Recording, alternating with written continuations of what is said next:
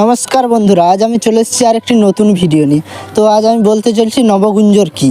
তো হিন্দু ধর্মের 9টি ভিন্ন প্রাণীর সমন্বয়ে গঠিত এই পৌরাণিক প্রাণী নবগঞ্জর। উড়িষ্যার কবি সরল দাস বলেছেন যে নবগঞ্জর একটি প্রাণী এবং হিন্দু ধর্মে এটি পুজো করা হয়।